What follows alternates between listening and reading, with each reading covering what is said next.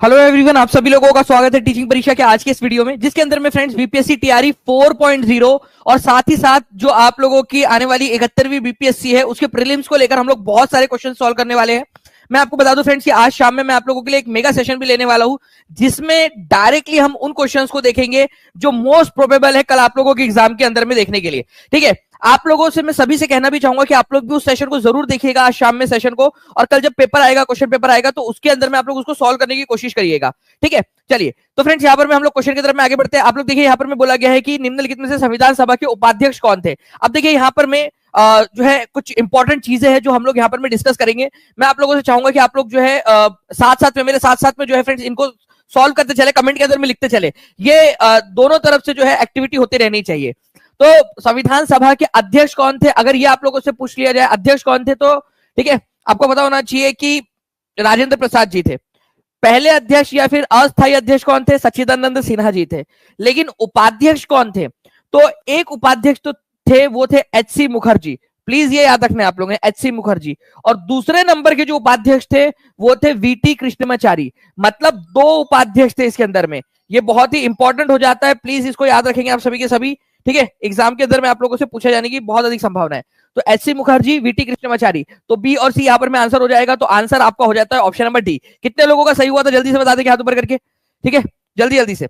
चलिए तो फ्रेंड्स चीजें हैं उसको देख लेते हैं हम लोग। पहली संविधान सभा की पहली बैठक हुई थी 9 दिसंबर 1946 को। ठीक है, इसका गठन कब हुआ था, संविधान सभा का गठन देखो, इसको कंस्टिट्यूट कब किया गया था। पहली बैठक और कंस्टिट्यूट करने में या गठन करने में फर्क है।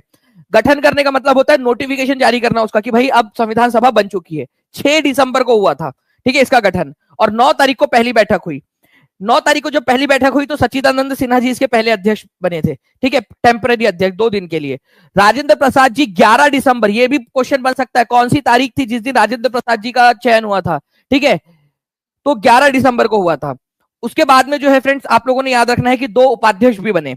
अब एक बहुत ही इंपॉर्टेंट वाला पॉइंट देखो, मैं आप लोगों को डिटेल में इसलिए जा रहा हूं क्योंकि कल आप लोगों का 71वीं बीपीएससी का क्वेश्चन पेपर भी है। ठीक है, पेपर है तो उसमें भी कई सारे जो क्वेश्चन आ सकते हैं वो सारे के सारे आप लोगों को जो है आपको पूछे जा सकते हैं। वॉइस चेंज हो गई सर आपकी, क्या हुआ है? एक्चुअली मुझे बहुत तेज हेडेक हो रहा है, मैं इसीलिए आपने देखा होगा थोड़ा सा हम लोग लेट भी हो गए।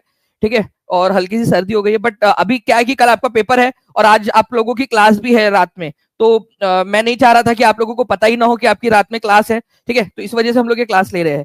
चलिए कोई नहीं, पहले इधर आते हैं, आप लोग ज्यादा इंपॉर्टेंट है अभी फिलहाल में। तो कैबिनेट मिशन प्लान जो है फ्रेंड्स, इसके जरिए यहाँ पर मैं आप लोगों ने याद रखना है कि कैबिनेट मिशन प्लान के जरिए संविधान सभा का गठन किया गया था। ये भी बहुत इंपॉर्टेंट है।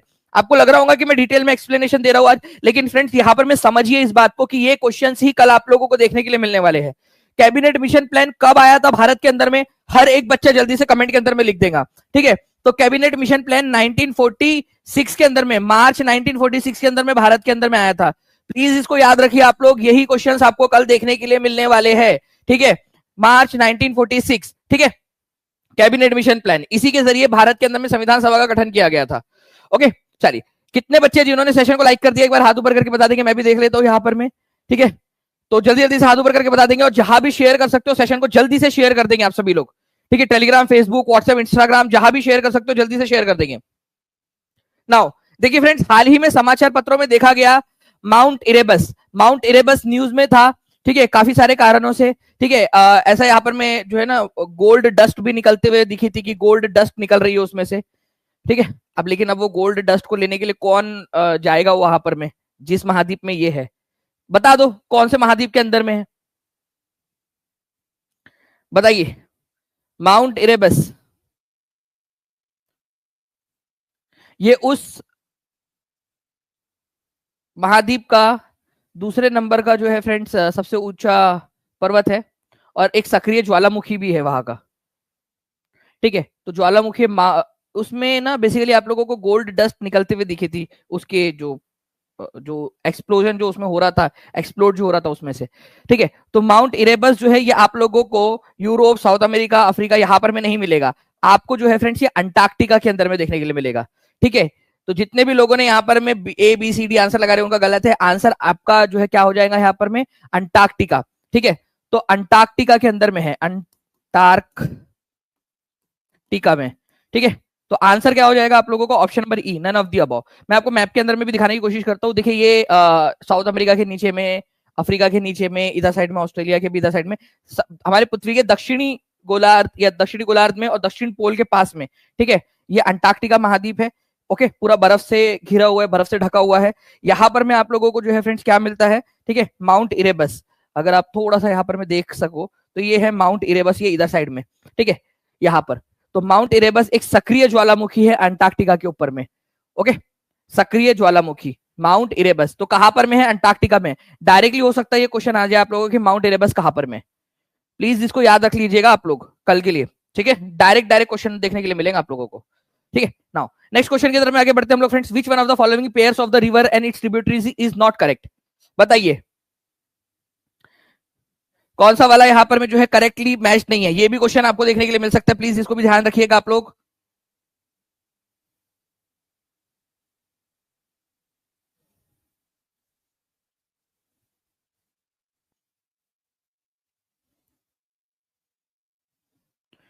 चलिए, तो देखिए फ्रेंड्स, अगर हम लोग बात करेंगे यहाँ पर में कृष्णा नदी, ठीक है, कौन सी वाली उसकी सहायक नदियों के साथ में, ठीक है, तो कृष्णा नदी की सहायक नदी है भीमा, ठीक है, भीमा नदी कृष्णा नदी की सहायक नदी है, ठीक है। यमुना नदी की सहायक नदी है चंबल, ठीक है।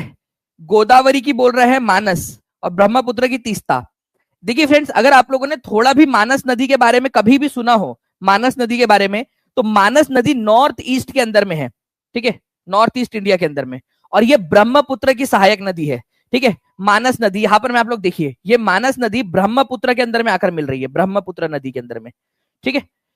कामेंग नदी, दिबांग, ठीक है, ठीक है, रायदक, यहां पर में आप देखोगे, यहां पर में जलढाका, ये एक छोटी सी नदी है, और यहां पर में आप देखेंगे ये है तीस्ता नदी। ये तीस्ता, तीस्ता जो है ये भी ब्रह्मपुत्र में ही जाकर मिलती है, बांग्लादेश के अंदर में जाकर ब्रह्मपुत्र में मिल जाती है। जब उसका इन दोनों का संगम होता है तो इसका नाम पड़ जाता है जमुना, ठीक है। लोहित नदी बहुत ही फेमस, लोहित नदी किसकी सहायक नदी है? लोहित ब्रह्मपुत्र की सहायक नदी है, ठीक है। धनश्री, ठीक है, तो धनश्री जो है फ्रेंड्स, ये याद रखना है आप लोगों ने, ब्रह्मपुत्र की ही सहायक नदी है। तो मानस नदी गोदावरी की नहीं है, किसकी सहायक नदी है आप लोग कमेंट करेंगे, ठीक है, जल्दी से, ताकि आपको याद हो जाए।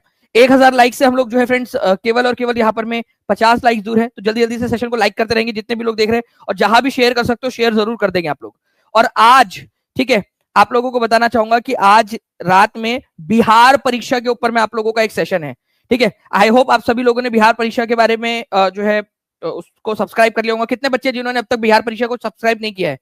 जैसे टीचिंग परीक्षा के ऊपर में अभी आप ये सेशन देख रहे हो, वैसे ही बिहार परीक्षा सेशन चैनल है, ठीक है। अगर ना मिले तो बिहार परीक्षा, जैसे टीचिंग परीक्षा सर्च करते हो गूगल में, आपका यूट्यूब के ऊपर में, वैसे ही आपने यूट्यूब में बिहार परीक्षा सर्च कर लेना है, आपको मिल जाएगा, ठीक है। तो मानस जो है ये गोदावरी की नहीं, ब्रह्मपुत्र की सहायक नदी है, ये आप लोगों ने याद रखना था। अब मैं इस क्वेश्चन की मदद से ना आपको ये चीज बताना चाह रहा हूं कि धनश्री किसकी सहायक नदी है। ये क्वेश्चन कल आपको देखने के लिए मिल सकता है, ठीक है, ओके। उसके बाद में आप लोगों से पूछ सकते हैं कि यहाँ पर में तीस्ता किसकी सहायक नदी है, ठीक है। यहाँ पर मैं आपसे कामेंग नदी किसकी सहायक नदी है ये पूछ सकता है, तो प्लीज इनको याद रखिए आप लोग। लोहित नदी किसकी सहायक नदी है? ब्रह्मपुत्र की सहायक नदी है, ये भी याद रखेंगे आप लोग, ओके। चलिए ना आगे बढ़ते हैं हम लोग फ्रेंड्स यहाँ पर में, और मैं आपको बता दूं कि ये सारी की सारी चीजें जो है आप लोगों को अलग अलग तरीके से पढ़ा रहा हूं मैं, ठीक है, सुमेलित नहीं है, अलग अलग हम लोग तरीके से पढ़ रहे हैं, ताकि आपको हर एक तरह का क्वेश्चन जो है वो एग्जाम के अंदर में देखने के लिए मिल जाए। चंबल नदी यमुना की सहायक नदी है, मानस ब्रह्मपुत्र की है, चेनाब नदी सिंधु की है, सोन नदी किसकी है? महानदी की नहीं है, किसकी है? गंगा की है। तो हर एक क्वेश्चन आप लोगों ने अच्छे से पढ़ना है जो मैं आपको पढ़ा रहा हूँ। नाउ आगे बढ़ते हम लोग फ्रेंड्स यहाँ पर में, उससे पहले आपको बता दूं कि 71वीं बीपीएससी का कंप्लीट रिवीजन जो कि टीआरई 4 में भी काम आएगा आप लोगों को, तो आज जो है आप लोग geography, history, polity, Bihar special सारी चीजें आप लोग पढ़ोगे, ठीक है, बिहार परीक्षा चैनल के ऊपर में रात में 8 बजे, ठीक है। नाउ हमारी आकाशगंगा, ठीक है, मंदाकिनी से सर्वाधिक समीप स्थित गैलेक्सी कौन सी है? Okay, which is the nearest galaxy to our galaxy Mandakini, ठीक है, हमारी गैलेक्सी को मंदाकिनी बोला जाता है, ठीक है। अब देखिए गैलेक्सी क्या होती है, मैं आप लोगों को बताता हूं, ध्यान से समझना। ये हमारा सूरज है, ठीक है, ये हमारे ये ग्रह है हमारे, ठीक है, ये हमारा सोलर सिस्टम बन गया। ऐसे करीब, ठीक है, 1 लाख सोलर सिस्टम है, लगभग लगभग 1 लाख सोलर सिस्टम हमारे गैलेक्सी के अंदर में। आप सोचिए कितनी बड़ी हमारी गैलेक्सी है मंदाकिनी। इसके पास में जो सबसे पास वाली जो गैलेक्सी है दूसरी, ठीक है, वो है एंड्रोमेडा गैलेक्सी। ठीक है, एंड्रोमेडा गैलेक्सी, वो भी लगभग लगभग उतने ही साइज की है। आप सोचिए कि कितने, ठीक है, कितने ज्यादा, मतलब कितना बड़ा है हमारा ब्रह्मांड। और ये जो है ये मीडियम साइज की गैलेक्सीज है। ऐसी खरबों खरब गैलेक्सीज जो है हमारे पूरे ब्रह्मांड में फैली हुई है। एंड्रोमेडा गैलेक्सी और हमारी जो गैलेक्सी है, ठीक है, ओके, मिल्की वे गैलेक्सी जो है हमारी, ठीक है, जिसको मंदाकिनी भी बोलते हैं और मिल्की वे भी बोला जाता है, ठीक है, इसको मिल्की वे गैलेक्सी भी बोलते हैं, मिल्की वे गैलेक्सी। तो हमारी गैलेक्सी का नाम मिल्की वे है, हिंदी में उसको मंदाकिनी बोलते हैं। तो मिल्की वे गैलेक्सी की सबसे पास वाली गैलेक्सी कौन सी है? एंड्रोमेडा। और आप लोगों को पता है एंड्रोमेडा गैलेक्सी और मिल्की वे गैलेक्सी एक दूसरे के पास में आ रही है। ऐसा अनुमान है कि 400 करोड़ साल बाद, ठीक है, ये दोनों आपस में मर्ज हो जाएंगी, क्योंकि एक दूसरे के तरफ में खींची चली आ रही हो, ठीक है। तो ये चीज आप लोगों ने याद रखनी है फ्रेंड्स के सबसे पास वाली गैलेक्सी कौन सी है? मिल्की वे की एंड्रोमेडा गैलेक्सी। ओके, तो Milky Way galaxy, Andromeda galaxy medium size की है। ऐसे खरबों खरब गैलेक्सीज जो है पूरे ब्रह्मांड में फैली हुई है, जो हमको दिख रहा है ब्रह्मांड उसमें। और ब्रह्मांड कितना बड़ा फैला हुआ है वो भी हमको पता नहीं अभी तक भी। चलिए, तो इसको थोड़ा सा याद रख लेना आप लोगों ने। लिख दो, हमारी गैलेक्सी का नाम लिखेंगे आप लोग जल्दी से सभी लोग। सबसे पास वाली गैलेक्सी का नाम लिखेंगे। और लगभग लगभग कितना है? 4 बिलियन ईयर्स, मतलब कि 400 करोड़ साल का अनुमान लगाया जाता है कि 400 करोड़ साल बाद, ठीक है, ये दोनों गैलेक्सीज आपस में मिलकर एक हो जाएंगी, ठीक है। मिल्कोमेडा उसका नाम पड़ जाएगा। हमारे जो है, जो आप लोग यहाँ पर में सीरियस कई सारे बच्चे आंसर जो लगा रहे थे, एक्चुअली में हमारी पृथ्वी से रात के आसमान में सबसे ज्यादा चमकदार तारा कौन सा दिखता है, वो बात अगर आप लोगों से पूछी जाए तो वो है सीरियस। ठीक है, सीरियस जो है फ्रेंड्स, ये आपको हमारे पृथ्वी से चमकदार, हमारे पृथ्वी से, ठीक है, सूरज के अलावा रात के आसमान के अंदर में, ठीक है, सबसे ज्यादा चमकदार जो तारा हमको दिखता है वो है सीरियस, जिसको डॉग स्टार भी बोला जाता है। किस भूमि रूप को दुनिया की छत के रूप में जाना जाता है, ये आप बताएंगे, ठीक है। भूमि रूप, कौन सा भूमि रूप है जिसको दुनिया की छत बोलते हैं आप लोग? Roof of the world. देखिए, आज रात में फ्रेंड्स आप लोगों की बिहार परीक्षा के ऊपर में क्लास है। हर एक बच्चा बिहार परीक्षा के ऊपर में जरूर जुड़ जाएगा, ठीक है।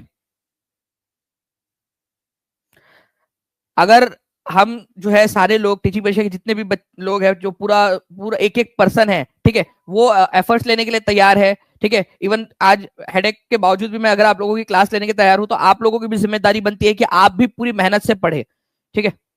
तो तिब्बत का जो पठार है फ्रेंड्स, इसको दुनिया की छत कहा जाता है, ठीक है। ये जो है ना, ये एक ऐसा पठार का मतलब क्या होता है कि ऊंची उठी हुई भूमि। देखो, मुझे क्या लगता है ना कि अगर आपके बेसिक कंसेप्ट क्लियर है तो आप लोग ज्यादा अच्छे से याद रख पाओगे, राधा देन की सिर्फ रट्टा मारने के। पठार का मतलब होता है ऊंची उठी हुई सपाट भूमि, ठीक है। तो ये जो ऊंची उठी हुई सपाट भूमि है, ठीक है, तिब्बत का पठार, ये सबसे ऊंचा पठार है, ठीक है, सबसे ऊंचा पठार है हमारे दुनिया का। इसी वजह से इसको दुनिया की छत भी कहा जाता है, ठीक है। तो दुनिया का सबसे ऊंचा पठार तिब्बत का पठार, ठीक है, ये याद रखना है आप लोगों ने।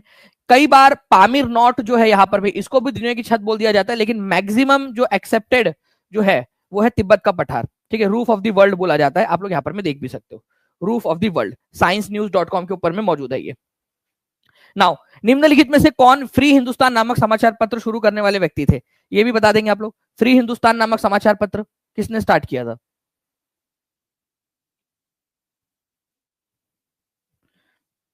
जितने भी बच्चे जिन्होंने सेशन को लाइक कर दिया, एक बार हाथ ऊपर करके बता देंगे फ्रेंड्स कि जी हाँ सर, लाइक डन। और जहां भी शेयर कर सकते हो जल्दी जल्दी से शेयर कर देंगे, ठीक है। चैनल को सब्सक्राइब कर देना है, बिहार परीक्षा चैनल को भी सब्सक्राइब कर लेंगे आप लोग जल्दी से आज के आज ही। और सारे बच्चे लाइव देखेंगे आज का सेशन, ठीक है, क्योंकि आप लोगों को वो सारे के सारे क्वेश्चंस मैं इन डिटेल आपको पढ़ाने वाला हूँ। और साथ ही साथ जो है रिविजन भी करवाता चलूंगा आप लोगों की, ठीक है, उन क्वेश्चंस की, ताकि आपको वही के वही याद हो जाए।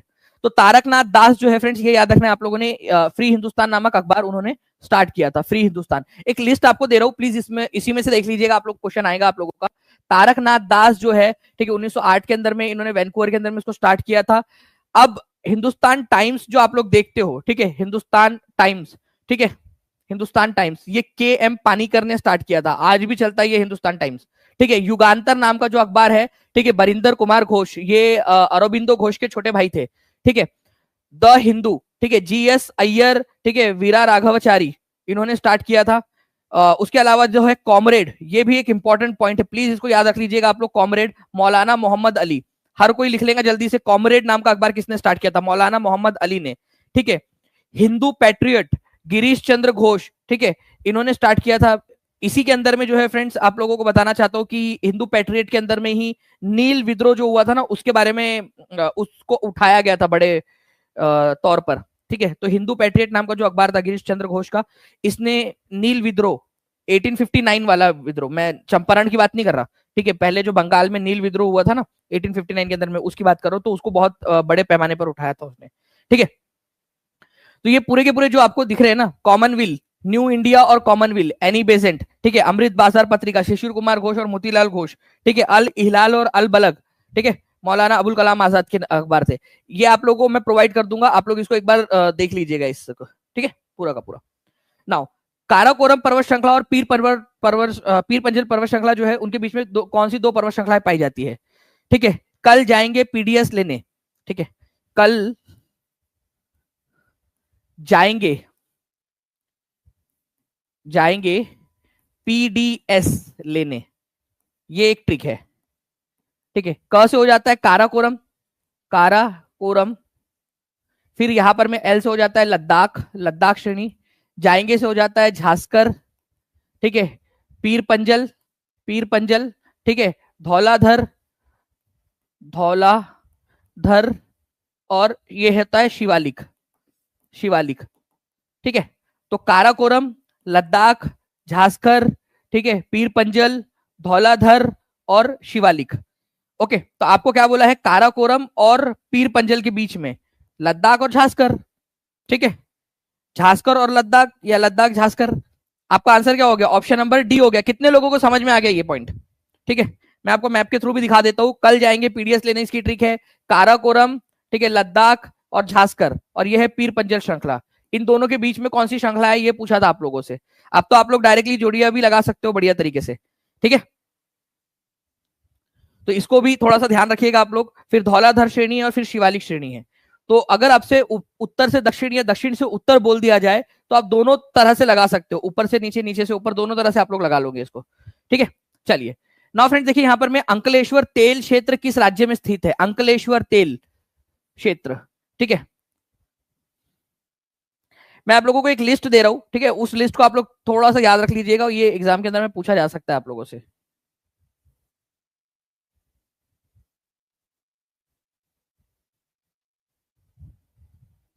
देखो, अंकलेश्वर हो जाए, जामनगर रिफाइनरी हो जाए, आप लोगों से नायरा एनर्जी रिफाइनरी हो जाए, ठीक है, ये सब आप लोगों को कहां पर में मिलेंगी? गुजरात के अंदर में। तो अंकलेश्वर तेल क्षेत्र जो है ना, ये गुजरात के अंदर में लोकेटेड है। ये बीपीएससी टीआरई 2 में आया हुआ है। हो सकता है आप लोगों को जो है जो 71वीं बीपीएससी उसके अंदर में भी कल देखने के लिए मिल जाएगी। एक लिस्ट आप लोगों को देता हूं, उसको भी थोड़ा सा याद रखिएगा आप लोग। तो अंकलेश्वर जो है ये गुजरात के अंदर में है, ठीक है, ये याद रखना है हमने, भरूच डिस्ट्रिक्ट में गुजरात के। ठीक है, इसके अलावा जामनगर रिफाइनरी जो कि दुनिया की सबसे बड़ी रिफाइनरी है, रिलायंस की है, ये रिलायंस ऑपरेट करता है इसको, रिलायंस इंडस्ट्रीज लिमिटेड की है। तो दुनिया की सबसे बड़ी ऑयल रिफाइनरी कौन सी है? Largest refinery in the world. ठीक है, तो ये आप लोगों की जामनगर रिफाइनरी है, इसको भी आप लोग थोड़ा सा याद रखेंगे। ओके, उसके बाद में जो है फ्रेंड्स आप लोगों को बताना चाहता हूं कि नुमालीगढ़ रिफाइनरी कहां पर में है? नुमालीगढ़, तो नुमालीगढ़ जो है ये आसाम के अंदर में है, इसको याद रख लेना है आप लोगों ने, नुमालीगढ़ रिफाइनरी। ठीक है, नुमालीगढ़ रिफाइनरी आसाम के अंदर में, हिंदी इंग्लिश दोनों के अंदर में आप लोगों को मिल जाएगा। अब यहां पर मैं आप एक चीज को ध्यान रखिएगा, मनाली रिफाइनरी। अब मनाली आप लोग नाम सुन के लगेगा आप लोगों को हिमाचल प्रदेश वगैरह साइड में है करके, नहीं, मनाली रिफाइनरी जो है ये चेन्नई में लोकेटेड है। चेन्नई पेट्रोलियम कॉर्पोरेशन लिमिटेड इसको हैंडल करता है, मनाली। तो मनाली रिफाइनरी, बाकी बच्चे आंसर लगाएंगे हिमाचल प्रदेश, लेकिन टीचिंग परीक्षा के, बिहार परीक्षा के जो बच्चे हैं वो आंसर लगाएंगे चेन्नई, वो आगे बढ़ जाएंगे। ठीक है, क्योंकि मुझे लगता है इस तरीके के क्वेश्चन एग्जामिनर आप लोगों से पूछता है बहुत बार। नाउ, मानव अधिकारों की सार्वभौमिक घोषणा संयुक्त राष्ट्र महासभा द्वारा कब की गई थी? यह भी बताना है आप लोगों ने। मानव अधिकारों की सार्वभौमिक घोषणा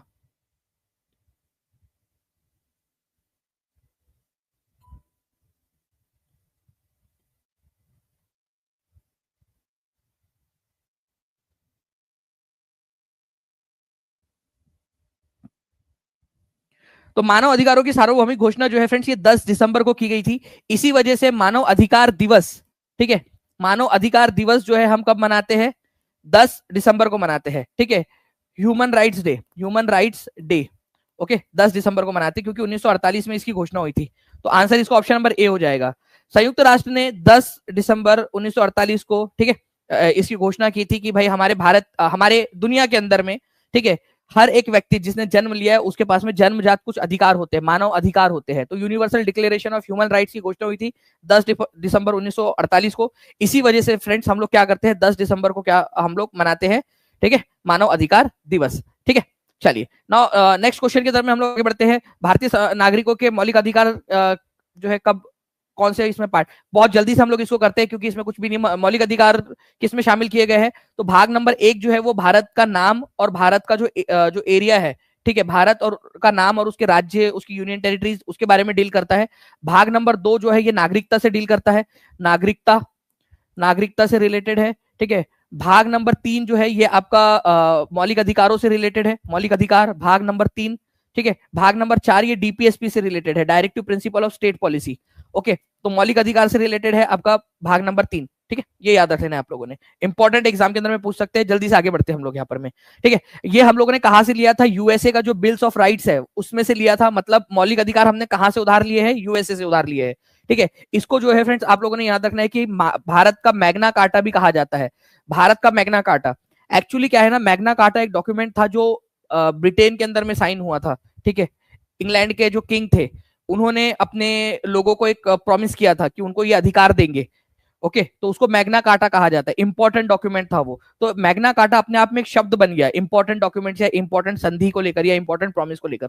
तो वैसे ही हमारे भारत के संविधान के द्वारा ये प्रॉमिस दिए गए हमको, फंडामेंटल राइट्स हमारे, तो ये हमारे भारत का मैग्ना कार्टा भी कहलाता है, फंडामेंटल राइट्स भाग नंबर 3।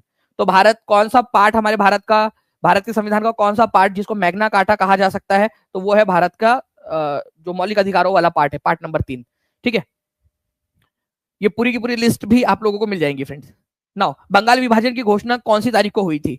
देखिए बंगाल विभाजन की जो घोषणा है, ठीक है, ये 63वीं बीपीएससी में आ भी चुका है। बंगाल विभाजन की घोषणा हुई थी 19 जुलाई 1905 को। घोषणा कब हुई थी, ठीक है, और ये लागू कब हुआ था, ये क्वेश्चन आप लोगों से बन सकता है फ्रेंड्स। तो ये लागू हुआ था 16 अक्टूबर को, 16 अक्टूबर 1905 को, जिस दिन शोक दिवस मनाया गया था। ठीक है, शोक दिवस, ये भी आप लोग याद रखोगे। तो 16 अक्टूबर को लागू हुआ था, लेकिन इसकी घोषणा हुई थी 19 जुलाई 1905 को। उस समय में भारत के वायसराय थे लॉर्ड कर्जन, और बंगाल विभाजन के समय में बंगाल के लेफ्टिनेंट गवर्नर थे एंड्रयूज फ्रेजर। ठीक है, ये भी याद रखना है आप लोगों ने, एंड्रयूज फ्रेजर बंगाल के लेफ्टिनेंट गवर्नर, और भारत के वायसराय लॉर्ड कर्जन।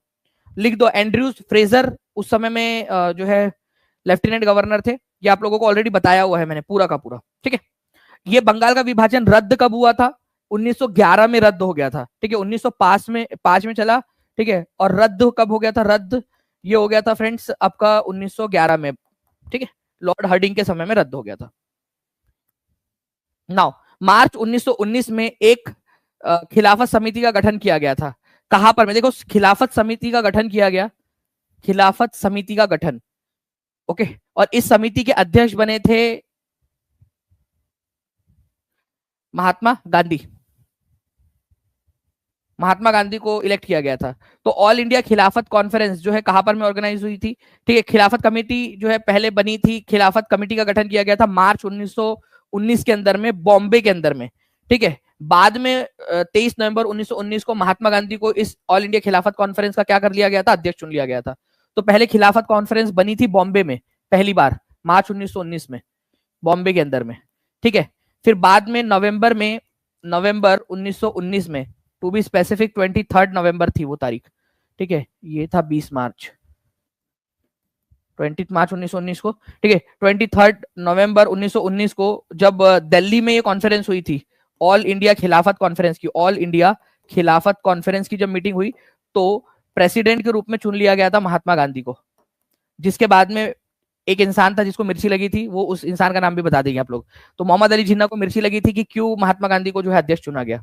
ठीक है, तो बॉम्बे के अंदर में पहले खिलाफत समिति का गठन हुआ था, फिर ये खिलाफत समिति को ऑल इंडिया खिलाफत कॉन्फ्रेंस गठन करने का अधिकार दिया गया। एक जो है बेसिकली सम्मेलन बुलाया गया 23 नवंबर 1919 को दिल्ली में, और इस कॉन्फ्रेंस के अंदर में महात्मा गांधी को इसका अध्यक्ष चुन लिया गया था। जिन्ना को मिर्ची लगी थी। ठीक है, जिन्ना ने इसकी मुखालफत की थी, उन्होंने बोला कि भाई महात्मा गांधी को क्यों बनाया, ये तो एक मुस्लिम आंदोलन है, जबकि महात्मा गांधी का ये था बेसिकली कि यार हिंदू मुस्लिम एकता होनी चाहिए, ठीक है, इस वजह से। तो खिलाफत समिति का गठन बॉम्बे में हुआ था 20 मार्च 1919 को, ठीक है। उसके बाद में इस समिति के लोगों ने 23 नवंबर 1919 को दिल्ली के अंदर में एक ऑल इंडिया खिलाफत कॉन्फ्रेंस बुलाई। महात्मा गांधी को भी आमंत्रित किया गया, महात्मा गांधी को बोला गया कि आप अध्यक्ष बन जाओ, ठीक है। महात्मा गांधी ने भी सोचा कि हाँ, इससे हिंदू मुस्लिम एकता को बल मिलेगा, भारत की आजादी के अंदर में अगर हिंदू मुस्लिम सब मिलकर लड़ाई लड़ेंगे तो शायद जल्दी हम लोगों को स्वराज मिल जाएगा। तो महात्मा गांधी ने इसकी अध्यक्षता स्वीकार कर ली थी, ठीक है। और जिन्ना को इससे बुरा लगा था। चलिए, भारत और पाकिस्तान के बीच शिमला समझौते पर हस्ताक्षर किस किसने किए थे? अब देखिए फ्रेंड्स, शिमला समझौता जो है अपने आप में इंपॉर्टेंट है, किसके किसके बीच में हुआ था? तो भारत और पाकिस्तान के बीच में हुआ था शिमला समझौता, ये आप लोगों ने याद रखना है। कब हुआ था ये शिमला समझौता? ये 1971 में जो भारत पाकिस्तान की वॉर हुई थी उसके बाद, उसके अगले साल हुआ, जुलाई 1972 में, ठीक है, जुलाई 1972 में, टू बी स्पेसिफिक 2 जुलाई की डेट थी वो, ठीक है। 2 जुलाई 1972 को शिमला समझौता हुआ था। अब शिमला समझौता कहाँ हुआ था? तो शिमला में हुआ था, इसी वजह से शिमला समझौता उसको बोलते हैं, ठीक है, भारत और पाकिस्तान के बीच में। उस समय में भारत की प्रधानमंत्री थी इंदिरा गांधी, और पाकिस्तान के उस समय के जो प्रधानमंत्री थे, ठीक है, जुल्फिकार अली भुट्टो, उनके बीच में। तो भारत की प्रधानमंत्री इंदिरा गांधी और जुल्फिकार अली भुट्टो, इंदिरा गांधी और जुल्फिकार अली भुट्टो, इस शिमला समझौते के तहत पाकिस्तान के लगभग लगभग हमारे पास में जो 1 लाख जवान पाकिस्तान की सेना के जो हमारे पास में कब्जे में थे, उनको हमने छोड़ दिया, ठीक है, दोस्ती के नाते, ओके। तो जो वॉर प्रिजनर थे उनको हम लोगों ने छोड़ दिया था इंसानियत के नाते, कि इंसानियत उनको रख के करेंगे क्या, यहाँ पर में बिठा के खाना खिलाना है उन लोगों को हमने।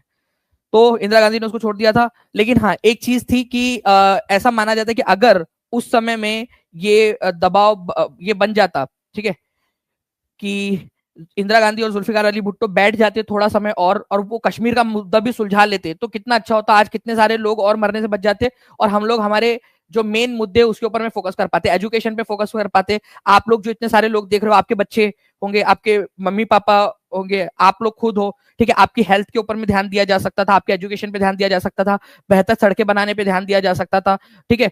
हमारे भारत के अंदर में भी हम लोग जो पैसा इतना सारा वॉर के ऊपर में लगा देते, चाइना हम लोगों को इसलिए धमकाता है क्योंकि उधर में देखिए, आपका अगर किसी और के साथ में दुश्मनी है ना, तो आपका एक और दुश्मन जो है ज्यादा ताकतवर फील करता है, कि उसको पता होता है कि 2 दुश्मन है इसके, तो अगर ये चीज हो जाती तो।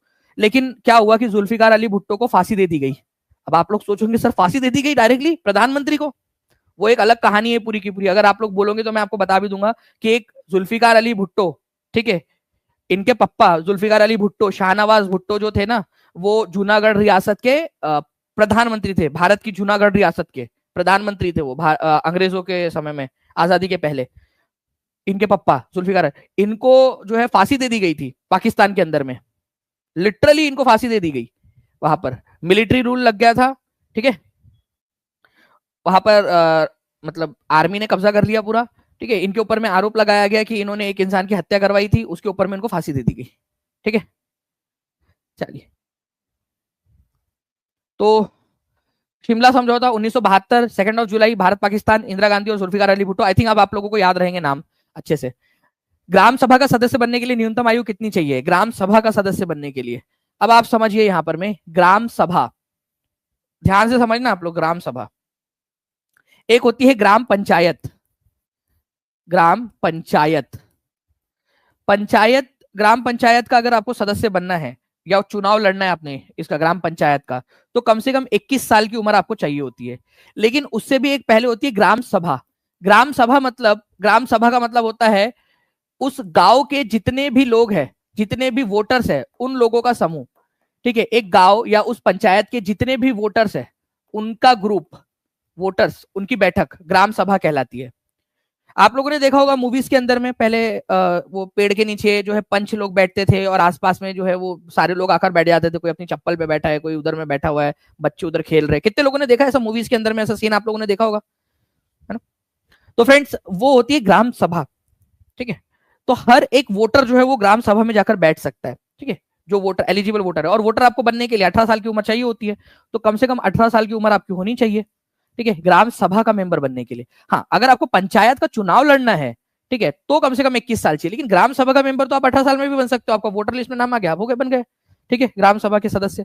तो ग्राम सभा बेसिकली वो जो बैठते नहीं है कि नीचे में ऐसे लोग बैठे रहते हैं सब, वो ग्राम सभा है आपकी, ठीक है। तो ग्राम सभा ये इलेक्टेड लोग नहीं होते, कोई चुनाव होकर नहीं आता है ग्राम सभा के लोगों का। उस पंचायत के जितने भी चुने हुए लोग हैं, उस पंचायत के जितने भी वोटर्स हैं, ठीक है, वो सारे के सारे ग्राम सभा के सदस्य बन गए अपने आप। ओके, चलिए, तो ये एक इंपॉर्टेंट पॉइंट है आप लोगों का। जल्दी जल्दी से सेशन को लाइक एंड शेयर करते रहेंगे फ्रेंड, जितने भी लोग देख रहे हैं, ठीक है। जितने लोगों ने सेशन को लाइक कर दिया एक बार हाथ ऊपर करके बता देंगे, और जहां भी शेयर कर सकते हो जल्दी से शेयर कर देंगे। 2000 लाइक्स के हम लोग पास में पहुंचते जा रहे हैं। जितने भी बच्चों ने कंट्रीब्यूशन दे दिया है वो अपना हाथ ऊपर करके बता देंगे यहाँ पर में। बिल्कुल, भारत के अंदर में प्रत्यक्ष लोकतंत्र का ये उदाहरण है, डायरेक्ट डेमोक्रेसी का। कैसे? यहाँ पर में ग्राम सभा में सारे लोग बैठते हैं और ग्राम पंचायत की मीटिंग को देखते हैं और ग्राम पंचायत से सवाल भी पूछते हैं। तो लोग खुद जाते हैं, खुद सवाल पूछते हैं। तो ये डायरेक्ट डेमोक्रेसी का एक एग्जांपल है भारत में। तो भारत में ग्रास रूट लेवल पे, ठीक है, सबसे निचले स्तर के ऊपर में डायरेक्ट डेमोक्रेसी या प्रत्यक्ष लोकतंत्र, मतलब जहां लोग खुद जाके डिसीजन मेकिंग में पार्टिसिपेट कर रहे हैं, खुद सवाल जवाब कर रहे हैं, उसका एग्जाम्पल है ये ग्राम सभा, ठीक है। तो भारत में डायरेक्ट डेमोक्रेसी का एग्जाम्पल ग्राम सभा है। चलिए, बाकी जो है फ्रेंड्स, अलग अलग एज आप लोगों को भारत के उपराष्ट्रपति का भी चुनाव हुआ है, ठीक है। 35 साल की एज चाहिए होंगी कम से कम। उसके बाद में राष्ट्रपति के लिए 35 साल, गवर्नर के लिए 35 साल, लोकसभा और विधानसभा का सदस्य बनने के लिए 25 साल, राज्यसभा और विधान परिषद का सदस्य बनने के लिए 30 साल, ठीक है। और पंचायत या म्युनिसिपैलिटी का सदस्य बनने के लिए 21 साल, और ग्राम सभा का सदस्य तो 18 साल में बन जाओगे, ये आपको बता दिया मैंने, ठीक है। नीला जल योजना या ब्लू वाटर पॉलिसी से कौन संबंधित है? देखिए, ये क्वेश्चन आप लोगों का जो है ऑलरेडी बीपीएससी के एग्जाम के अंदर में आ चुका है, तो डायरेक्टली हम लोग देख लेते हैं इसको। तो 1905 में जो है फ्रेंड्स, भारत के अंदर में जो भारत के पहले जो गवर्नर बन के आए थे, ठीक है, उनका नाम था फ्रांसिस्को डी अल्मेडा, ठीक है। फ्रांसिस्को डी अल्मेडा भारत में पुर्तगालियों के पहले वायसराय और पहले गवर्नर बनकर आए थे। फ्रांसिस्को डी अल्मेडा नाम था उनका, फ्रांसिस्को डी अल्मेडा। पुर्तगाल ने भारत के कुछ इलाकों पे कब्जा किया था ना, तो पुर्तगालियों के पहले गवर्नर कौन थे? जैसे हम अंग्रेजों के पढ़ते, क्योंकि अंग्रेजों ने भारत के ज्यादातर इलाकों पे कब्जा किया था, वैसे ही पुर्तगालियों के पहले जो गवर्नर थे वो थे फ्रांसिस्को डी अल्मेडा 1505 में, ठीक है। तो इन्होंने नीली जल योजना बनाई थी, ब्लू वाटर पॉलिसी। इनका बोलना था जमीन पे कब्जा तो बाद में कर लेंगे, पहले पानी पे कब्जा करो। मतलब पानी से उस इलाके से आने वाले जो जहाज थे उनसे वो लोग टैक्स वसूला करते थे, बोलते थे ये पानी पर हमारा कब्जा है, ठीक है, हम यहाँ से टैक्स वसूल करेंगे। तो ब्लू वाटर पॉलिसी जो है फ्रेंड्स, ये फ्रांसिस्को डी अल्मेडा लेकर आया था, ठीक है। नीले जल की नीति, इसको शांत जल की नीति भी कहा जाता है कई बार। ओके, तो हिंद महासागर के ऊपर में और अरब सागर के ऊपर में कब्जा मार लिया था इसने। जैसे कि इनके परदादा की है, वो पानी आया उधर से और इधर में कब्जा मार लिया, ठीक है। आप लोग भी सोचो, अगर मान लो, ठीक है, आप लोगों को भी कब्जा करना है, तो आप कौन से शहर में रहते हो? है ना, कोई नदी होगी या नाला, नदी नहीं होगी तो नाला होगा, मारो उसके ऊपर में कब्जा, मस्त पैकी एक नंबर, ठीक है। 2 मीटर चौड़ा और, ठीक है, 90 किलोमीटर लंबा, इतना बड़ा प्लॉट आपका। ओके, तो इसने पानी पे कब्जा मार लिया था directly, blue water policy, Almeida. तो फ्रांसिस्को डी अल्मेडा, ठीक है। कार्टेज सिस्टम भी इसको बोला जाता है कि भाई हमारा हमारा जो है ना, वो पास लेकर जाना पड़ेगा, तुमको खरीदना पड़ेगा पास, अगर उससे जाओगे, अदरवाइज नहीं तो हम आपके जहाज को बमबारी से गिरा देंगे या डुबा देंगे। पंडित जवाहरलाल नेहरू के नेतृत्व में अंतरिम सरकार का गठन कब हुआ था? इंपॉर्टेंट पॉइंट है। और आज रात में फ्रेंड्स 8 बजे बिहार परीक्षा के ऊपर में आप लोगों की क्लास होने वाली है, पता है ना आप सभी लोगों को? पता है या नहीं पता है आप लोगों को? जल्दी से एक बार लगा भी देंगे यहाँ पर में।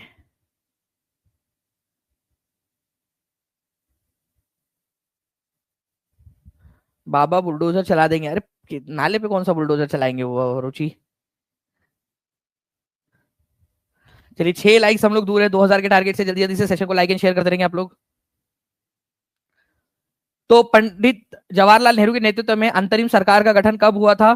तो प्लीज इसको याद रखना है, 1946 में। अंग्रेज जब छोड़कर जाने वाले थे तो उन्होंने बोला कि भाई हम भारत को क्या करेंगे, अंतरिम, ठीक है, एक ऐसी ही सरकार हम बनाकर दे देंगे उनको, ठीक है, भारतीय लोगों को, जो कि बेसिकली ट्रायल बॉल की तरह धीरे धीरे पावर ट्रांसफर होता रहेगा, ठीक है।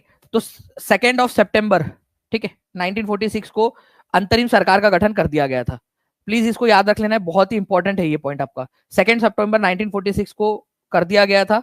और स्टार्टिंग के अंदर में तो केवल कांग्रेस के लोग ही इसमें शामिल थे, लेकिन बाद में 26 अक्टूबर 1946 को मुस्लिम लीग के 5 सदस्य भी इसमें शामिल हुए थे।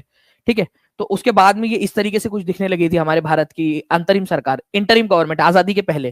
ठीक है, तो 26 अक्टूबर, ये 2 सितंबर की बात है जब ये बनी थी स्टार्टिंग में 1946 में। पहले इंडियन मुस्लिम लीग शामिल नहीं होना चाहती थी। ठीक है, 26 अक्टूबर 1946 को जो है मुस्लिम लीग जो थी, ऑल इंडिया मुस्लिम लीग, उसके सदस्य भी इसमें शामिल हुए थे, 5 सदस्य। ठीक है, ऑल इंडिया मुस्लिम लीग के। ये इंटरिम गवर्नमेंट थी, मतलब आजादी के पहले की।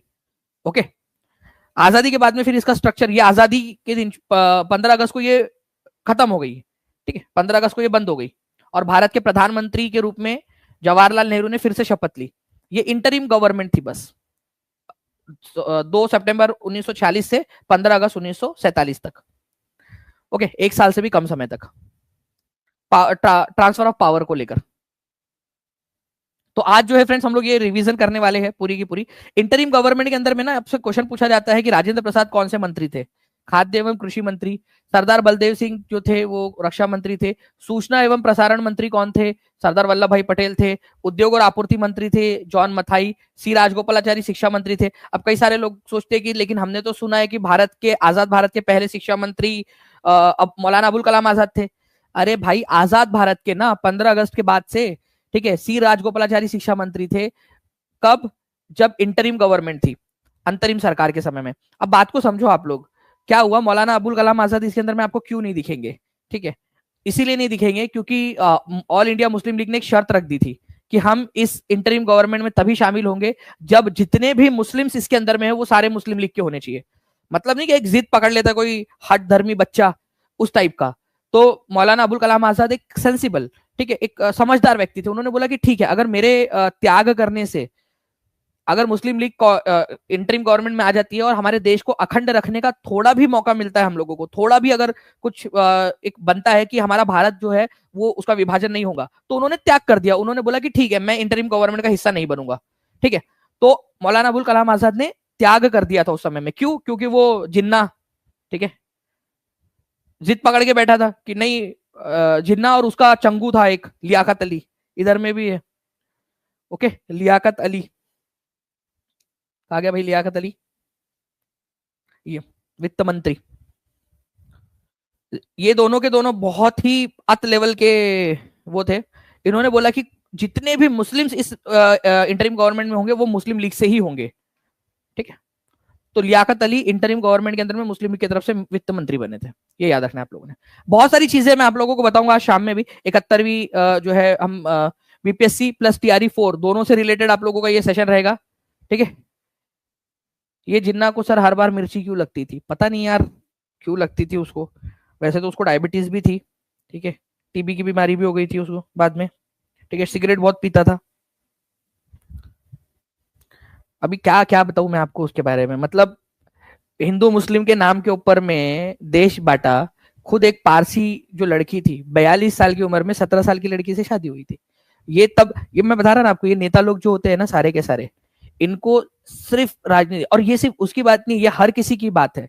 ठीक है, हर किसी की बात है। ये सिर्फ हिंदू मुस्लिम के नाम पे, सिख ईसाई के नाम पे लड़ाते रहते हैं। और खुद की शादी एक पारसी लड़की से हुई थी। ठीक है, और हमारे देश के अंदर में ऐसे कई सारे नेता है। ठीक है, कई सारे नेता है जो केवल हिंदू मुस्लिम के नाम पे लड़ाते हैं